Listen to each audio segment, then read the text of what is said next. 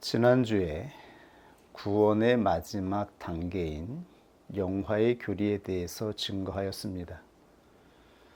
그런데 모든 그리스도인들이 바라보고 기다리는 놀라운 영화의 4단계에 대해서 시간이 부족해서 증거하지 못했습니다.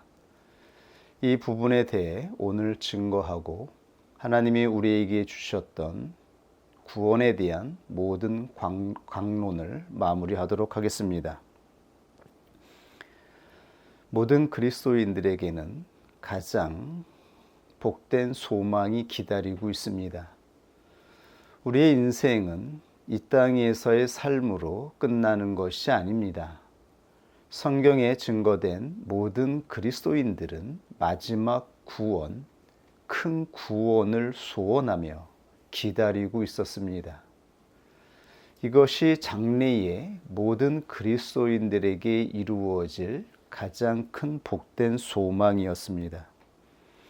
그리고 이 구원의 완성, 영화는 4단계에 걸쳐서 이루어지고 있음을 성경을 통하여 확인할 수 있습니다. 오늘 우리는 우리의 교제를 통해서 기술된 영화의 4단계에 대해 살펴보고 함께 확인하도록 하겠습니다. 첫 번째 단계는 신자가 죽어서 불멸의 영혼의 상태로 들어간다라고 하는 것입니다. 영혼은 불멸합니다. 우리의 영혼은 사라지는 것이 아니라 영원히 존재하는 것입니다. 신자는 죽어서 이 죄된 육신을 벗어나서 불멸의 영혼으로 영광 중에 임하고 계시는 그리스도 앞으로 나아가게 될 것입니다. 이것을 소위 중간 단계라고 하는데, 이때에 죽은 신자들은 천사들의 인도를 받아서 하늘의 세계에 머무르게 될 것입니다. 누가복음 16장 22절 이하에 보면 부자와 거지 나사로의 비유를 통하여 예수님은 천상의 세계가 있음을 말씀하여 주셨습니다. 이에 그 거지가 죽어 천사들에게 받들려 천사들의 인도를 통하여서 천국에 들어간다라고 하는 것을 가르쳐주고 있지요. 아브라함의 품에 들어가고 부자도 죽어 장사되매 저가 음부에서 고통 중에 눈을 들어. 부자는 음부로 들어가고 거지 나사로는 천사들의 인도를 따라서 천국의 상태에 들어가고 있음을 말씀해 주고 있습니다. 그러므로 하나님이 창조하신 모든 영혼은 사라지거나 없어지는 것이 아니라 불멸하는 것이며, 또한 이러한 변화의 과정 속에서 개인의 정체성을 계속 유지하고 있다라고 하는 것을 보여주고 있습니다.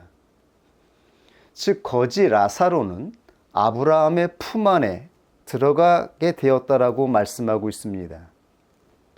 즉 우리는 몸은 없지만 영혼의 상태로 천국에 들어가면 예수 그리스도와 더불어 모든 믿음의 사람들, 성경에 증거되었던 모든 믿음의 사람들과 개인의 정체성을 가진 채로 교제하게 됨을 말씀하고 있는 것이지요. 우리의 지성, 우리의 의지, 우리가 가지고 있는 모든 성화된 우리의 모든 상태는 그대로 지속될 것입니다. 이 중간 상태는 로마 교회에서 말하는 연옥의 상태가 아닙니다. 이 중간 상태에서 성화되는 것이 아닙니다. 모든 사람들은 이 땅에서 각각 자기의 상태로 심판을 받아 음부에 떨어지거나 아니면 그 상태로, 즉 성화된 상태로 천국의 상태에 들어가서 각각 성화된 자신의 지성과 의지로 인격적인 존재로서 모든 그리스도인들과 교제하는 상태로 머물게 된다라고 말씀하고 있는 것입니다.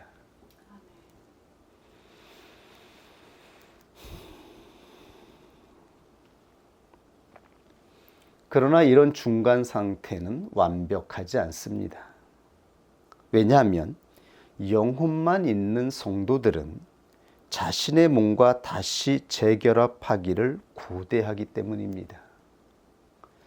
하나님은 이 온 세상을 창조하시고 인간을 창조하실 때에 몸을 창조하셨습니다. 그리고 몸에 영혼을 창조하여 주셔서 이 보이는 세계에 거하게 하신 것입니다.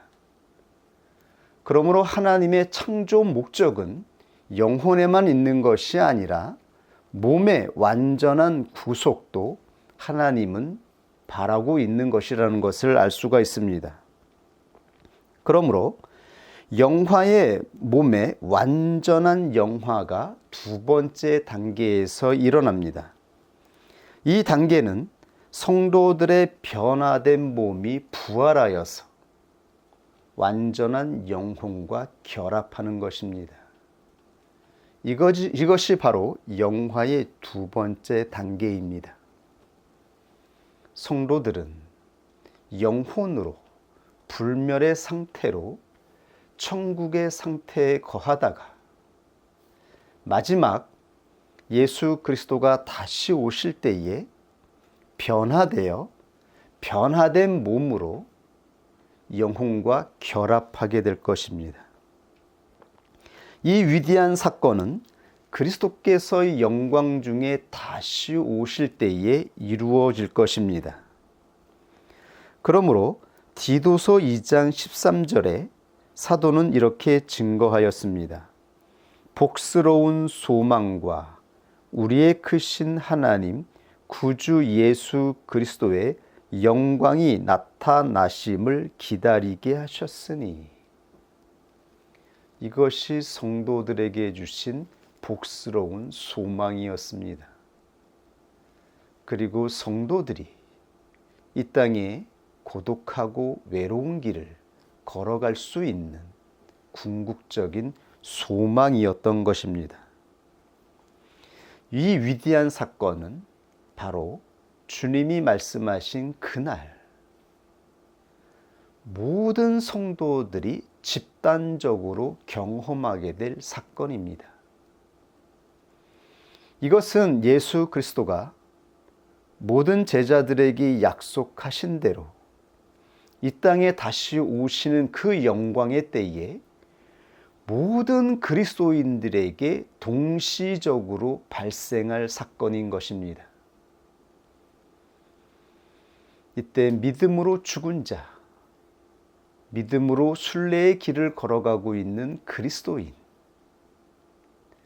믿음으로 순교하여 천국에 거하고 있는 불멸의 영혼들이 모두 다 같이 같은 시간에 동일하게 예수 그리스도가 입으셨던 변화된 몸을 입게 될 것이라고 말씀하고 있는 것입니다. 그러므로 빌립보서 3장 20절 이하에 사도는 이렇게 말씀하였습니다. 거기로서 구원하는 자, 곧 구주 예수 그리스도를 기다리노니 그가 만물을 자기에게 복종케 하실 수 있는 자의 역사로 우리 낮은 몸을, 여기서 우리 낮은 몸은 비천한 몸, 굴욕과 수치를 당하는 몸을 의미하고 있습니다. 이 낮은 몸을 자기 영광의 몸의 형체와 같이 병케 하시리라. 예수 그리스도가 처음에 우리와 동일한 육신의 몸을 입고 오셨지만 그는 무덤에 들어가셨다가 다시 부활하실 때에 이전과 같지 않은 변화된 몸을 입고 부활하셨습니다. 바로 이와 같이 변화된 찬란한 부활의 몸을 입게 될 것이라고 말씀하고 있는 것입니다. 이 몸에 대해서 사도는 또다시 증거하였습니다. 고린도전서 15장 44절에 육의 몸으로 신고 신령한 몸으로 다시 사나니 육의 몸이 있은즉 또 신령한 몸이 있느니라. 즉 불멸의 영혼, 완전히 구속된 영혼이 있는 것처럼 이 영혼에 걸맞은 변화된 몸이 기다리고 있음을 말씀하고 있는 것이지요. 이것을 예수님은 먼저 제자들에게 부활하셔서 보여주셨습니다. 누가복음 24장 39절에서 말씀하셨습니다. 자기를 믿지 못하는 제자들에게 이렇게 말씀하셨죠. 내 손과 발을 보고 나인 줄 알라. 바로 나다. 이것이 그 위대한 선포. 하나님께서 모세에게 선포하셨던 나는 나다라고 선포하셨던 I am. 바로 나다. 내가 바로 너희들이 믿고 고대하며 기다리던 메시아이며 하나님의 아들이며 하나님과 동등된 하나님의 동격으로서 이 땅에 온 나라고 선포하신 것입니다. 그러면서 나를 만져보라. 영은 살과 뼈가 없으되 너희 보는 바와 같이 나는 있느니라. 나는 영이 아니라 너희에게 약속한 대로 죽었다가 부활한 자이며 바로 인자로 온 너희가 눈으로 보고 만졌던 바로 그라고 말씀하고 있는 것이지요. 예수님은 이미 제자들에게 이 변화된 몸이 어떠한 형태로 나타날 것인지에 대해서 말씀하셨습니다. 마태복음 17장 1절 이하에 보면 예수님은 베드로와 야고보와 그의 형제 요한을 데리고 높은 산에 올라가셨습니다. 성경에는 유독 예수님께서 산에 올라가시는 모습이 증거되어 있지요. 왜냐하면 이 산은 구약의 이스라엘 백성들에게 하나님이 나타나셨던 신의 산을 의미하고 있기 때문입니다. 영적 출애굽하였던 이스라엘 백성들을 대신하여 모세는 신의 산 높은 곳으로 올라가서 하나님을 대면하였습니다. 바로 산은 하나님이 임재하시는 자리를 의미합니다. 예수님은 제자들을 데리고 높은 산으로 올라가셨습니다. 마태복음 17장 1절에 보면 구체적으로 이렇게 증거되어 있습니다. 엿새 후에 예수께서 베드로와 야고보와 그 형제 요한을 데리고 따로 높은 산에 오르셨더니 저희 앞에서 변형되사 그 얼굴이 해같이 빛나며 옷이 빛과 같이 씌어졌더라. 때에 모세와 엘리야가 예수로 더불어 말씀하시는 것이 저희에게 보이거늘 베드로가 예수께 여짜와 가로되 주여 우리가 여기 있는 것이 좋사오니 주께서 만일 원하시면 내가 여기서 초막 셋을 짓되 하나는 주를 위하여 하나는 모세를 위하여 하나는 엘리야를 위하여 하리이다. 이것이 무엇을 의미하고 있습니까? 비천한 육의 몸이 있지만 또한 하나님께서 구원하신 신자들을 위해 예비된 신령한 몸이 준비되어 있다라고 하는 것을 보여주고 있습니다. 예수 그리스도는 부활하시기 전에 이미 높은 산에 올라가서 그가 변화된 형상의 모습을 제자들에게 특별하게 보여주셨습니다. 그리고 그때에 모세와 엘리야와 대화하시죠. 이것은 무엇을 가르쳐주고 있습니까? 모든 그리스도인들은 이 땅에서 살아갔던 그 지성과 그 믿음과 그들이 성화되었던 그 신실한 상태 그대로, 그 인격의 영 그대로 천상의 세계에서 기다리고 있다라고 하는 것입니다. 아직 변화된 몸을 입지 못하고 이들은 중간 단계에서 이 땅에 이루어질 영원한 하나님의 나라가 이루어질 때를 기다리며 안식과 평안의 때에 평안의 영으로 기다리고 있는 것입니다. 그곳은 모든 구원받은 영혼들이 안식하는 곳이며 쉬는 곳입니다. 그러므로 영혼은 사라지는 것이 아닙니다. 세상의 정신에 미혹되지 말아야 합니다. 이 땅에 얼마나 많은 사람들이 원수 마귀의 미혹을 받아서 영혼이 사라지는 것으로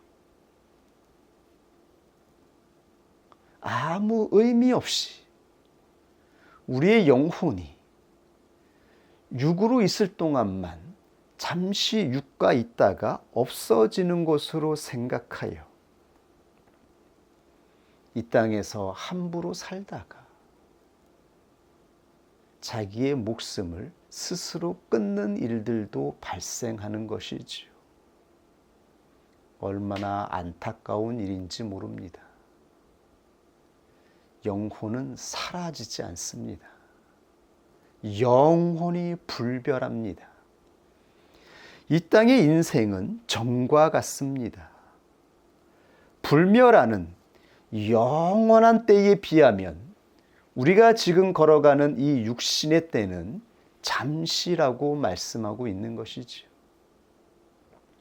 그러므로 그리스도인들은 이 잠깐의 시간을 인내해야 한다라고 말씀하고 있는 것입니다. 혹시 우리의 자랑이, 우리의 명성이, 또한 우리가 가지고 있는 신실함이 나타나지 않아서 좌절하고 낭망하여서 우울한 가운데 걸어가는 그리스도인들이 있습니까? 이 삶의 의미를 잃어버리고 낭만 가운데 살아가는 그리스도인들이 있습니까? 성경에는 하나님의 말씀을 듣고 또한 영원한 세계에 대해서 보았던 사도들을 통하여 증거하고 있습니다. 우리에게는 불멸의 때가 있다라고 하는 것입니다. 그러므로 잠시 걸어가는 이 육신의 때에 우리에게 주어진 이 삶의 이 삶 속에서 무의미함으로 낭망하지 말라고 하고 있습니다. 무엇 때문에 낭망하고 있습니까? 우리가 가진 것이 없어서, 또한 우리가 사람들에게 나타낼 것이 없어서 낭망스럽고 우울한 감정이 드는 것인가요? 무엇이 우리로 하여금 우리의 마음을 고독하게 만들고 힘들게 하는 것인가요? 혹시 우리에게 주어진 이 평안과 안식이 지루해진 것이 아닌가요? 성도들에게 주어지는 이 평안한 일상은 하나님의 심판이 끝났음을 의미하기도 합니다. 하나님께서 칼을 내려놓으시고 하나님의 전쟁이 끝났음을 의미하기도 하는 것입니다. 그때 성도들은 평안한 가운데에서 하루하루를 맞이하여 일상을 살아가게 되는 것입니다. 근데 우리의 타락한 본성은 아무 일도 일어나지 않고 어떠한 사건도 없이 평범하게 살아가는 이 평범한 평안의 삶을 기뻐하며 하나님을 위해 준비하지 못합니다. 이때 더욱더 하나님이 우리에게 주신 그 놀라운 은혜의 사건들을 기억하고 하나님의 말씀을 묵상하며 내 영혼이 깨어있기 위해서 애쓰고 기도하며 이 은혜를 우리에게 주시는 귀한 관계성에게 전하기 위해서 고대하며 준비하지 못하고 이 평안한 삶에서 지루해하는 것이지요. 감사함을 잃어버리게 되는 것입니다. 우리에게 주어졌던 육신의 삶을 생각해 보십시오. 우리의 영혼이 구속되지 못하여 이 세상에서 살아가던 그 피폐하고 의미 없던 삶을 생각해 보십시오. 이제야 비로소 하나님은 우리에게 너무나 기쁘고 우리에게 하나님이 주시는 안식으로 평안의 삶을 살게 하여 주시고 있습니다. 이때 하나님은 성도들에게 근신하라 말씀하고 있습니다. 원수 마귀의 미혹에 넘어가지 않도록 근신하여 깨어서 기도하라 말씀하고 있습니다. 영화의 세 번째 단계에서 신자는 마침내 그리스도의 최후의 심판대 앞에 서게 됩니다. 예수 그리스도가 이 땅에 다시 오실 때에 예수 그리스도는 이 모든 세계의 심판자로서 모든 사람을 심판할 것입니다. 그때 그 영혼이 구속함을 받은 모든 신자들은 최종적으로 의롭다함을 받게 될 것입니다. 그리고 이때 그리스도인들이 이 땅에서 살아간 삶에 대하여 최후의 심판으로 하나님의 칭찬과 상급이 있을 것임을 말씀해 주고 있습니다. 사도는 고린도전서 4장 5절에 이렇게 증거하였습니다. 그러므로 때가 이르기 전 곧 주께서 오시기까지 아무것도 판단치 말라.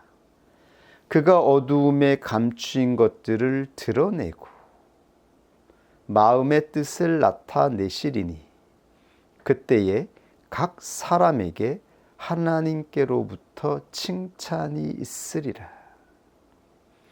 여기서 칭찬은 에파이노스라고 하는데요. 이거는 사람에게 주어지는 칭찬과 영광입니다. 이 칭찬과 영광은 하나님이 주시는 것입니다. 하나님은 최후의 심판의 때에 모든 어두움에 가리워진 것들, 즉 우리가 변화된 몸을 입기 전에 죄로 타락한 본성으로 물들어 있는 이 육신에 가리워져 있는 모든 감추인 것들을 드러내고 마음의 뜻을 나타내신다라고 말씀하고 있습니다. 여기서 마음, 카르디아는 중심을 의미합니다. 이 중심은 의지와 결심의 자리. 사람이 그 의지를 시작할 때에, 결심했을 때에 그 본질이 무엇인지를 나타내는 자리, 감정과 열망의 자리, 인간 내부 생명의 근원의 자리라고 명시되어 있습니다. 이 마음에서 이루어진 뜻, 결심과 의도가 무엇인지 우리의 왕 되신 예수 그리스도가 직접 나타내신다라고 말씀하고 있습니다. 그러므로 판단하지 말라라고 말씀하고 있는 것입니다. 여기서 판단은 섬기는 자에 대한 판단을 의미하고 있습니다. 신자는 두 개의 자리를 가지고 우리가 걸어가는 이 인생을 마무리하게 됩니다. 하나는 섬기는 자리이며 또 하나는 섬김을 받는 자리입니다. 우리는 섬김을 받기도 하고 또한 섬기는 자리에서 살아가게 될 것입니다. 이때에 섬김을 받는 자는 섬기는 자에 대하여 판단하지 말라라고 하는 것입니다. 그 섬김은 하나님 앞에서 이루어지는 것이며 그 모든 의도와 중심, 그가 행한 모든 섬김의 본질은 하나님께서 보고 있다라고 말씀하고 있습니다. 이것은 사람의 눈에 감추어져 있습니다. 우리는 아직 변화된 몸을 입은 것이 아닙니다. 죄로 부패된 본성을 가지고 있는 몸을 가지고 있습니다. 이 몸을 통해서 그리스도인의 섬김이 나타날 때에 그것이 온전하게 드러나지 않을 수도 있고 오해가 될 수도 있습니다. 그러나 그 가장 깊은 곳, 그 중심에서 시작된 이 의지가 하나님 앞에서 이루어진 것인지 육신적인 자기 의지로 이루어진 것인지는 하나님이 아신다라고 말씀하고 있는 것입니다. 그러므로 사도는 고린도전서 4장 1절 이하에서 이렇게 전제를 달았던 것입니다. 사람이 마땅히 우리를 그리스도의 일꾼이요 하나님의 비밀을 맡은 자로 여길지니라. 그리고 맡은 자들에게 구할 것은 충성이니라. 즉 하나님의 종으로 영혼을 섬기는 자들은 충성함으로 섬기는 것입니다. 이 충성은 피스토스, 구원 없는 믿음, 즉 이것은 하나님의 신뢰를 의미합니다. 우리의 모든 섬김은 하나님을 신앙하는 그 신뢰로 이루어지는 것입니다. 이 신뢰로 이루어지는 것이 바로 하나님이 받으시는 것입니다. 그러므로 사도는 이렇게 말씀하였죠. 너희에게나 다른 사람에게나 판단받는 것이 내게는 매우 작은 일이라. 사도 바울조차 그 당시 성도들의 판단을 받았습니다. 하나님 앞에서 시작하고 하나님 앞에서 그가 드렸던 모든 희생과 섬김에 대하여 육신을 입고 있는 사도를 바라보며 성도들이 이것저것을 판단하였던 것이죠. 그리고 그 소리가 사도의 귀에 들어갔던 것입니다. 그때 사도가 이렇게 섬김에 대해서 증거한 것입니다. 나도 나를 판단치 아니하노니 나도 나를 판단치 아니한다라고 하는 것, 이것이 하나님 앞에서 섬기는 자의 중심인 것입니다. 오직 성령을 따라서 하나님이 주신 신뢰로 충성할 뿐인 것입니다. 그 가운데서 나타나는 우리의 모습, 불완전한 모습, 완벽하지 않은 모습이 있을 수 있지요. 그러나 이것은 나도 나를 판단할 내용이 아닌 것입니다. 오직 중심을 보시는 하나님 앞에서 이루는 것이기 때문이죠. 내가 자책할 아무것도 깨달지 못하나 그러나 이를 인하여 의롭다함을 얻지 못하노라. 그러나 이 섬김으로 의롭다 받는 것은 아닙니다. 오직 성도가 의롭다 받는 것은 예수 그리스도의 의 때문인 것입니다. 흠없고 완전한 모습으로 완전한 의를 이루신 분은 오직 한 분 예수 그리스도인 것입니다. 우리는 이 예수 그리스도를 믿고 의지함으로 의롭다함을 받은 것입니다. 그리고 하나님의 신뢰를 따라서 충성하는 자리가 있는 것입니다. 이 자리는 우리가 임의로 정한 자리가 아닌 것입니다. 내가 어떤 영혼에게 헌신하든지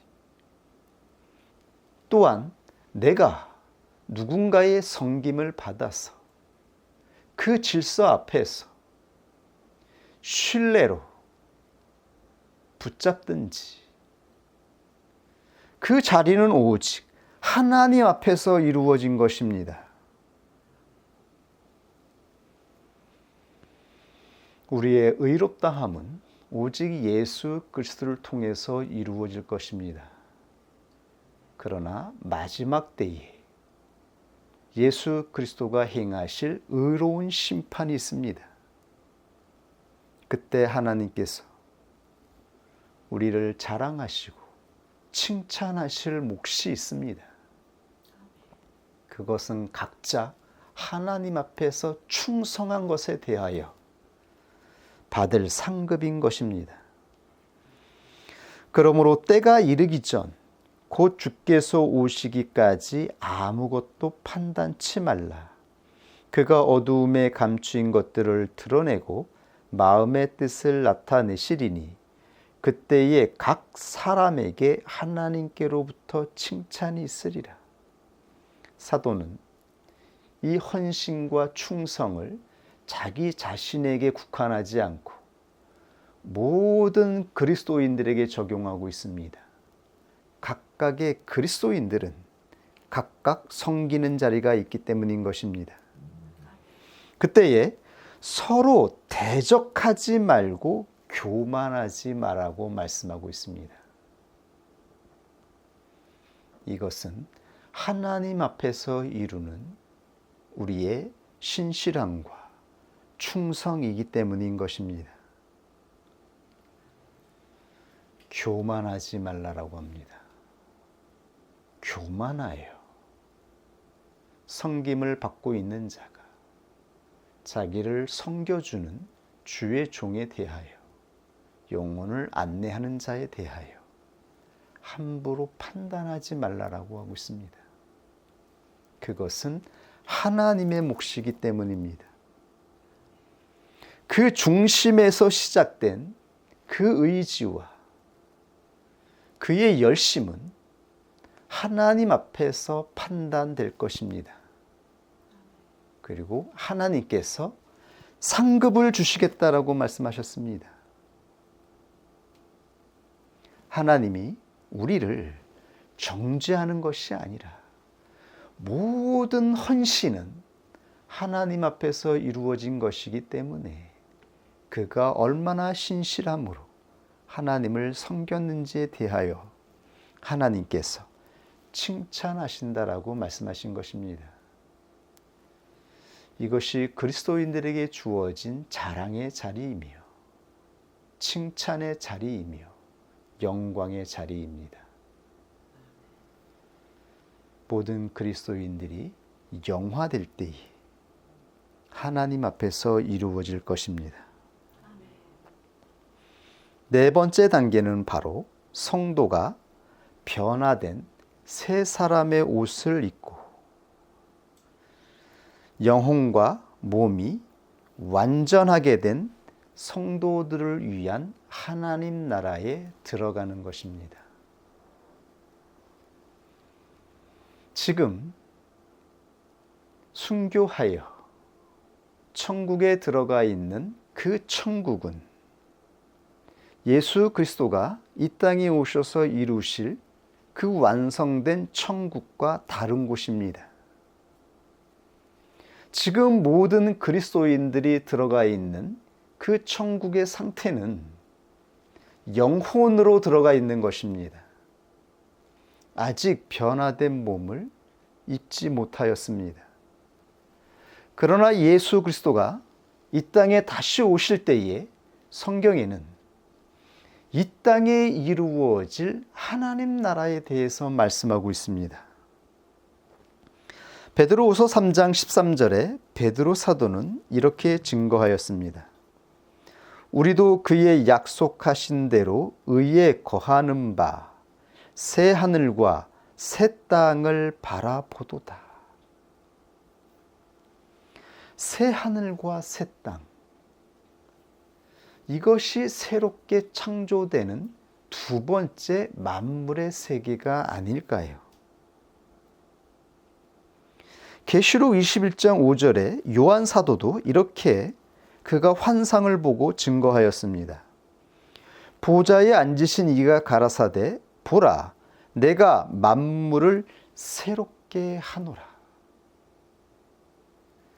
이전에 있는 첫 번째 창조된 만물의 세계가 있으며 예수 그리스도가 이 땅에 다시 오실 때에 이 만물을 새롭게 한다라고 말씀하고 있어요. 그런데 이 새롭게 하라는 헬라어 카이오스는 갓 만들어지거나 형성된 것, 사용하지 않은 것이라고 하는 의미가 있습니다. 내용에 관하여서는 새로운 종류의 전혀 없었던 전대미문의 것, 즉 우리가 보았던 지금 바라보고 있는 이 세계의 만물과는 전혀 차원이 다른, 형태가 다른 새로운 것이라고 말씀하고 있어요. 예수 그리스도가 변화된 몸을 입었을 때에 그 몸이 우리가 볼 수 없었던 전혀 새로운 신비스럽고 빛이 나는 찬란한 몸이었던 것처럼, 몸이었기 때문에 만질 수가 있었던 것이죠. 접촉할 수가 있었어요. 그런 것처럼 변화된 몸을 입은 성도들을 위해 준비된 이 세계에 새 하늘과 새 땅에서 이루어지는 하나님의 나라, 그 나라가 예비되어 있다라고 말씀하고 있는 것입니다.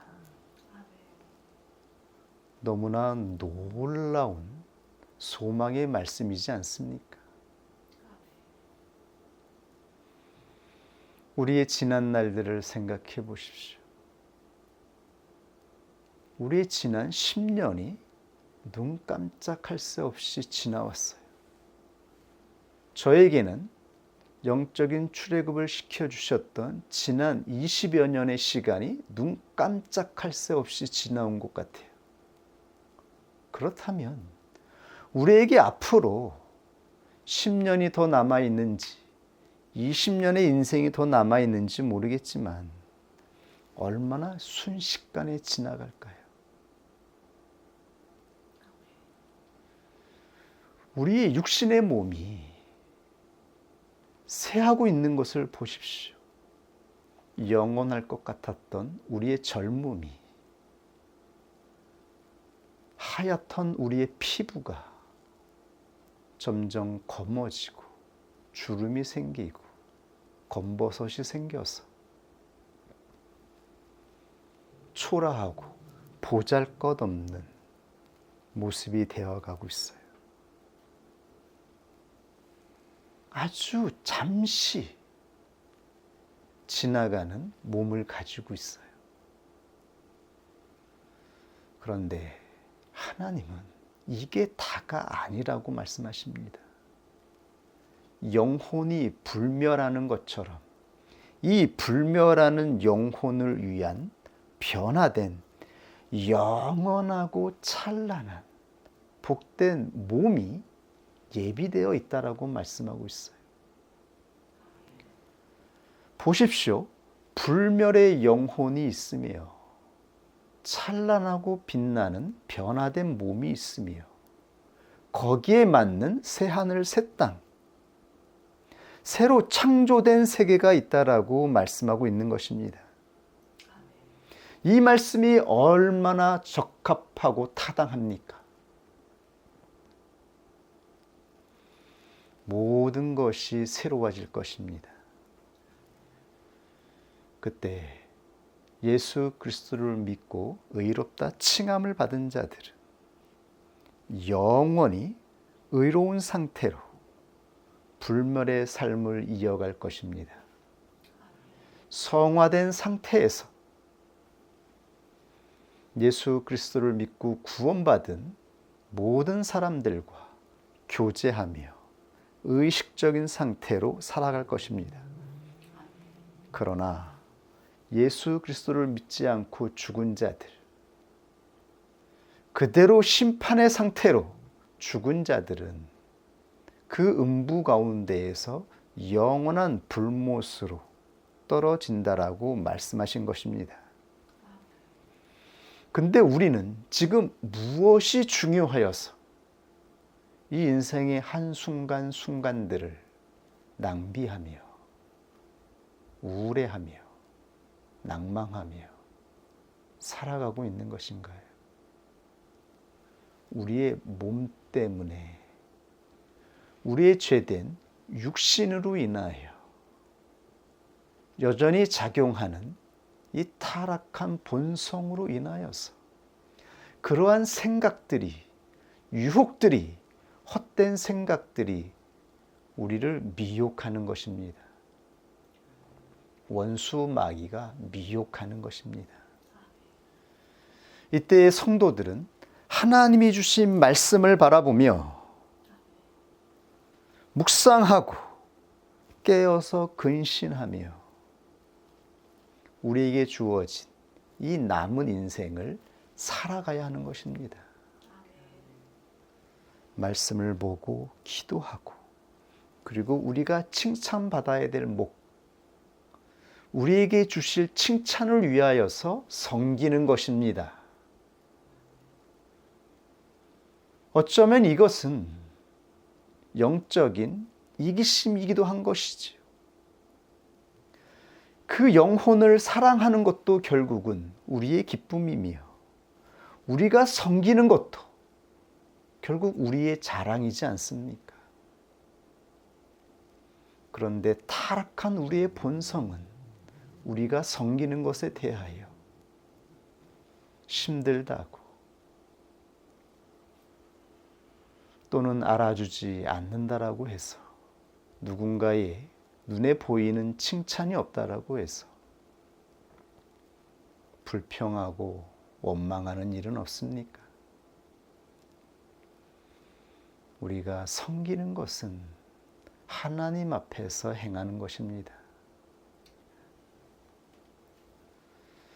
하나님이 주신 영광스러운 삶에 참여하기 위한 것입니다. 그러므로 자발적으로 기꺼운 마음으로 섬긴다면 성령은 그 중심에 있는 하나님 앞에 충성하는 그 중심을 보시고 우리를 성령으로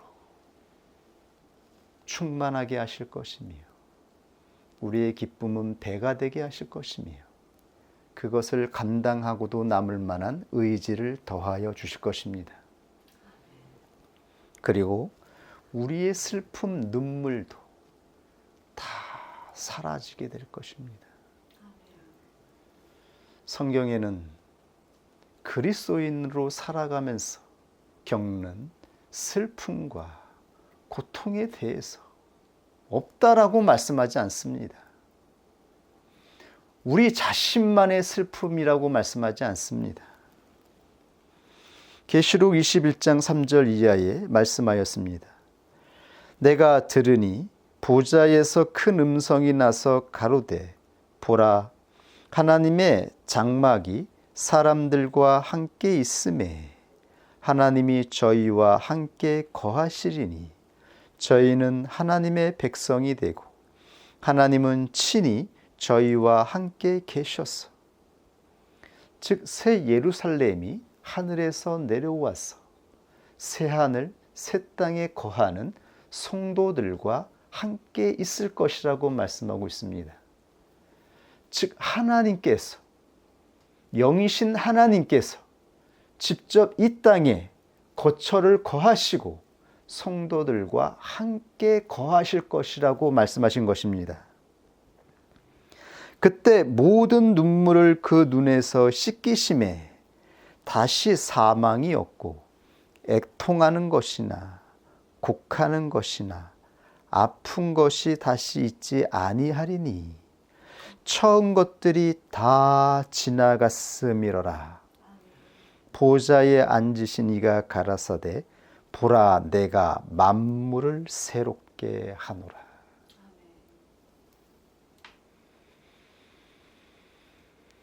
예수 그리스도 안에서 의롭다 칭함을 받고 성령으로 말미암아 성령 충만함으로 살아가던 그리스도인들도 아직 몸의 구속이 이루어지지 않아서 이 몸으로 말미암아 당하는 한계와 고통 중에서 슬퍼하며 울며 곡하며 하나님께 기도하는 모습이 있을 것입니다. 그러나 하나님이 이 모든 것을 보시고 있으며 알고 있다라고 말씀하고 있습니다. 아무도 안 보는 것 같지만 우리의 마음을 내가 아는 내 자신보다 더 깊이 들여다보고 있다라고 말씀하고 있습니다. 실로 그러하셨습니다. 하나님은 나보다 나의 죄를 그 뿌리를 알고 계셨습니다. 하나님은 나보다 나의 인생의 가치가 무엇인지, 무엇으로 유익한 삶을 살 수 있는지 하나님이 아셨습니다. 나보다 하나님은 내가 무엇으로 기뻐하고 무엇으로 즐거워하는지 더 잘 알고 계셨습니다. 그 하나님께서 우리의 하나님이 되어주시고 있습니다. 지금의 잠깐의 이 순간, 외롭고 고독한 순간이 있습니까? 지나갈 것입니다. 그리고 하나님께서 주시는 복스러운 소망이 우리에게 나타날 것입니다. 이 믿음으로 신실하게 나머지 인생을 끝까지 인내하는 우리가 될 수 있기를 원합니다. 우리 같이 하나님이 주신 말씀 앞에 함께 기도하겠습니다.